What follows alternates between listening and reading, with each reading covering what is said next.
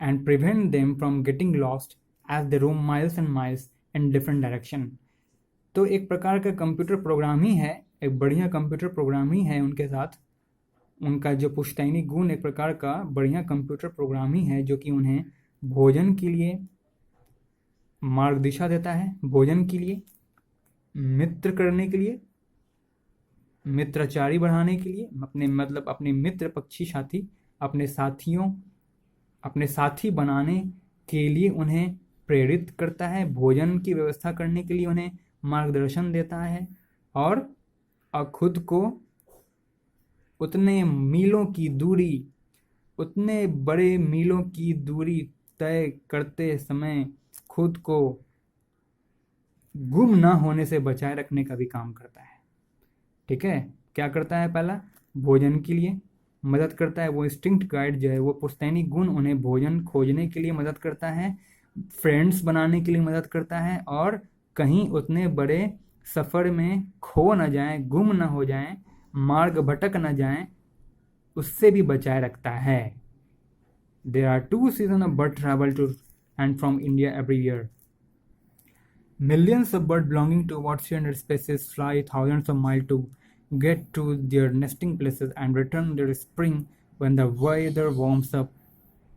There are 2 seasons of bird travel to and from India every year. हर साल यहाँ 2 season है, 2 ऐसे मौसम हैं जो पक्षियों के आवागमन के लिए होती है, भारत से और भारत के लिए, मतलब भारत से और भारत के लिए प्रत्येक साल 2 ऋतुकाल होती है जिसमें पक्षी आवागमन करते हैं। मिलियंस ऑफ बर्ड्स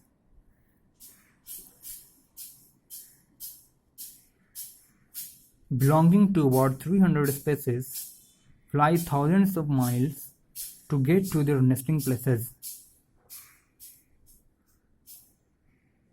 मिलियंस का मतलब 10 लाख, लगभग 10 लाख की संख्या में पक्षियों, 10 लाख की संख्या में जो पक्षी, बिलोंगिंग टू अबाउट 300 स्पेसीज, 300 प्रजातियों से संबंधित 10 लाख की संख्या में पक्षियां उड़ान भरती हैं, थाउजेंड्स ऑफ माइल मतलब मीलों हजार की उड़ानें भरती हैं, to get to their nesting places, अपने अपने घोंसले वाले स्थान की ओर पहुंचने के लिए, and return in the spring when the weather warms up, और जब मौसम गर्म होने लगती है तो वे वापस लौट आते हैं इन द स्प्रिंग, यानी कि पतझड़ के मौसम में, when the weather warms up, अर्थात जब मौसम में गर्माहट आ जाती है तो पतझड़ के ऋतु में वे वापस लौट आते हैं। A flock of migrating bird sometimes several thousands strong is an unforgettable sight. मतलब माइग्रेटिंग बर्ड्स मतलब प्रवासित पक्षियों का एक बहुत बड़ा झुंड, समटाइम्स सेवरल थाउजेंड्स स्ट्रॉन्ग, कई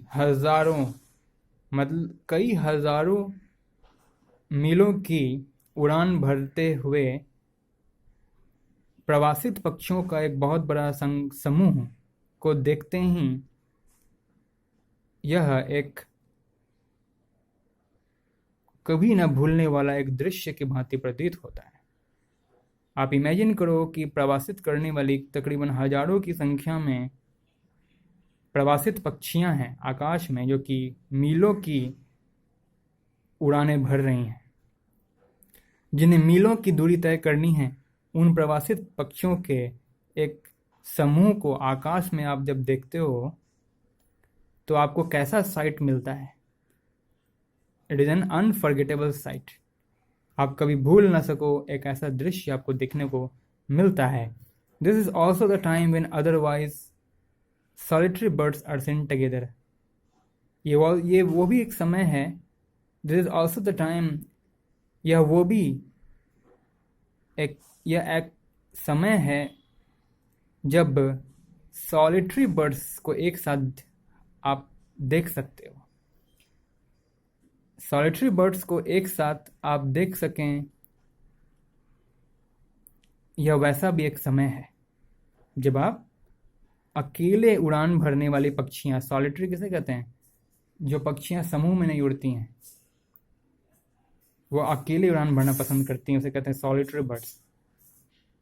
ये वैसा भी एक समय है जब आप कई सॉलिटरी बर्ड्स को, एकांत में उड़ने वाली पक्षियों को आप साथ में देख पाते हैं। एक सॉलिटरी बर्ड्स का एग्जाम्पल लेते हुए कह रहे हैं ऑथर कि the Marsh Harrier, for example, Marsh Harrier को लेकर चल रहे हैं। For example, is usually scene individually और इन पेयर्स। सामान्यतः मार्श हैरियर, जो कि एक सॉलिटरी बर्ड है, सामान्यतः इसे व्यक्तिगत रूप में देखा जाता है, इंडिविजुअली देखा जाता है, और कभी कभार जोड़ी में, पेयर्स में, अर्थात जोड़ी में देखा जाता है। बट ड्यूरिंग अ सर्वे इन अफगानिस्तान में एक सर्वेक्षण के बाद पता चला, सलीम अली साहब को, Salim Ali saw during a survey in Afghanistan a large flock of them arriving and settling in a plugged field as it was getting dark. Afghanistan में एक सर्वेक्षण के दौरान सलीम अली ने पाया कि a large flock of them, मतलब उन मार्श हैरियर जैसे सॉलिटरी बर्ड्स का एक बहुत बड़ा दल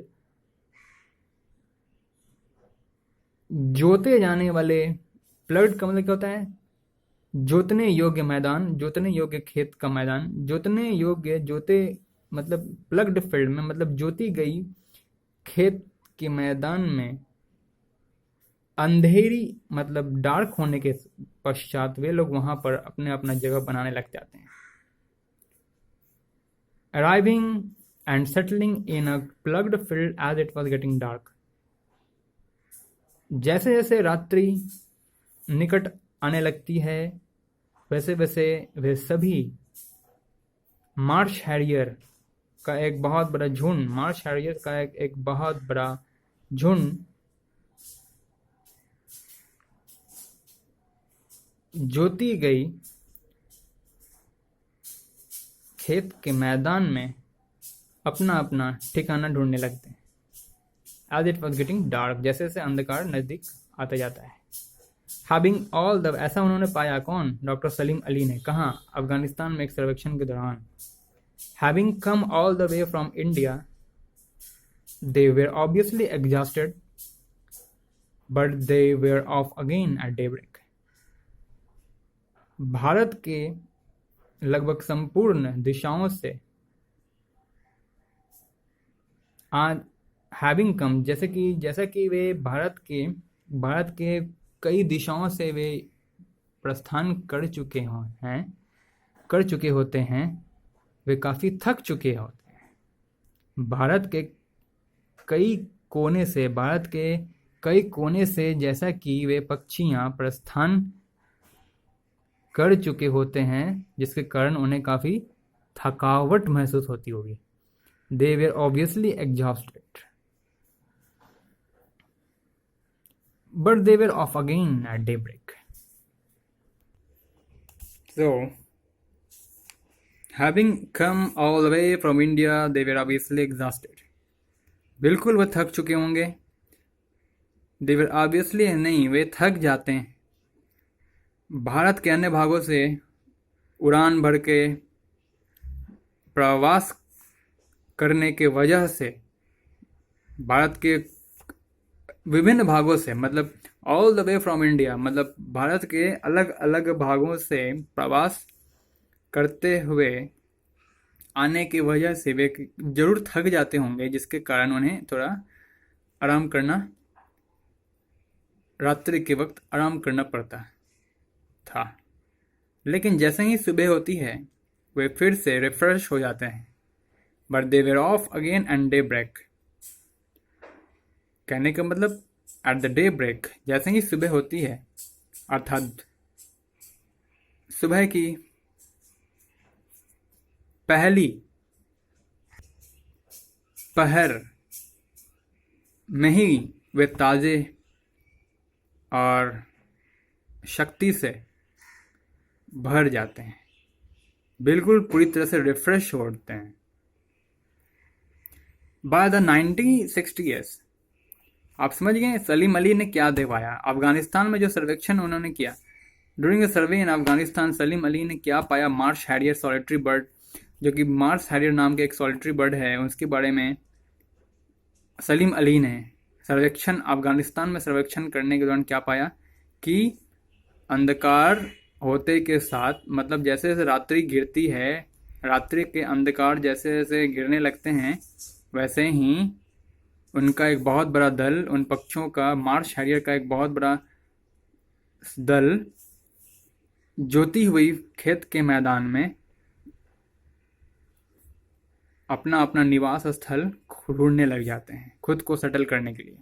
मतलब जोती हुई खेत के मैदान में खुद को सेटल करने के लिए वहाँ पहुँचने लगते हैं जैसे जैसे रात्रि गिरने लगती है। और जैसे कि वे भारत के अन्य भागों से वे पहुँचे हुए होते हैं, काफ़ी थक जाते होंगे, ठीक है। भारत के कई अन्य भागों से वे पहुँचे होते हैं, माइग्रेट करके प्रवास करके आते हैं, तो काफ़ी थक भी जाते होंगे। लेकिन जैसे ही अगली सुबह होती है, अगली सुबह को वे फिर से ताज़े और फ्रेश होकर फुल एनर्जी में वापस पुनः स्थिति में आ जाते हैं। तो ये चीज़ सर्वेक्षण के दौरान सलीम अली इन मार्श हैरियर को लेकर के इन्होंने पाया कि वे लोग जनरली, आप ये बात याद रखने की यहाँ पर ये है कि जोती गई खेत की मैदान में वे विश्राम करने के लिए अपनी जगह ढूंढते हैं। कब? अंधकार गिरने के पश्चात।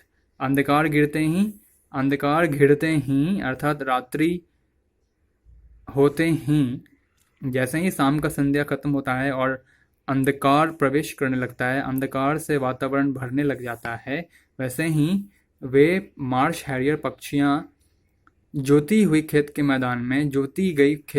मैदान में खुद का निवास स्थल ढूंढने लग जाते हैं, खुद को वहाँ सेटल करने के लिए अपना अपना निवास स्थल ढूंढने लगते हैं। And as they were obviously, जैसे कि वो थक भी चुके होते हैं, ठीक है, इसलिए। लेकिन अगले ही सुबह वे फिर से अपने एनर्जी में आ जाते हैं, पुरानी एनर्जी में, पूरे रिफ्रेश हो जाते हैं। आगे बढ़ते हैं। By the 1960s, ornithologists in many countries had begun studying bird migration by ringing birds. Ornithologist, जो लोग पक्षियों को, जानवरों का अध्ययन करते हैं, पक्षियों का, जानवरों का एवं अन्य लिविंग क्रिएचर्स का जो अध्ययन करते हैं जो लोग, उसे कहते हैं ऑर्निथोलॉजिस्ट, जैसे कि मैंने पहले बताया था।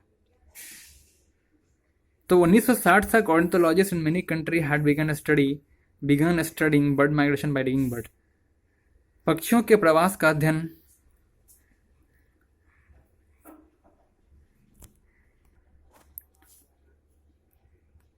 कई देशों में, इनके प्रवास का अध्ययन वे लोग करते आ रहे थे बाय रिंगिंग बर्ड्स। मतलब 1960 तक ऑर्निथोलॉजिस्ट, कई देशों में ऑर्निथोलॉजिस्ट 1960 तक पक्षियों के प्रवास का अध्ययन रिंगिंग बर्ड के माध्यम से करते आ रहे थे। और ये रिंगिंग बर्ड क्या है, अब जानते हैं आगे। Salim made a start with his team from the Bombay natural history society. Bombay के एक नेचुरल हिस्ट्री सोसाइटी से डॉक्टर सलीम साहब ने अपने टीम के साथ यह अध्ययन की शुरुआत की। स्मॉल एल्युमिनियम, और देखिए क्या है रिंगिंग बर्ड्स के बारे में जो जानते हैं। स्मॉल क्या किया उन्होंने, कैसे स्टार्ट किया अपना ये टीम के साथ जो ये अध्ययन कैसे उन्होंने शुरू किया था, ये जानिए। स्मॉल एल्युमिनियम और प्लास्टिक रिंग। वो रिंग क्या चीज़ का होता था, एल्युमिनियम का बना होता था या फिर कोई प्लास्टिक का बना होता था। टू स्मॉल, बहुत छोटा होता था, and light to handicap the bird, और बहुत ही हल्का वेट होता था किसी बर्ड को हैंडीकैप करने के लिए। Is clamped on the birds foot, पक्षी के पैरों में उसे क्लैम्प मतलब बांधा जाता था, क्लैम्प किया जाता था। पक्षी के बांधों में उसे लगाया जाता था, उस रिंग को लगाया जाता था।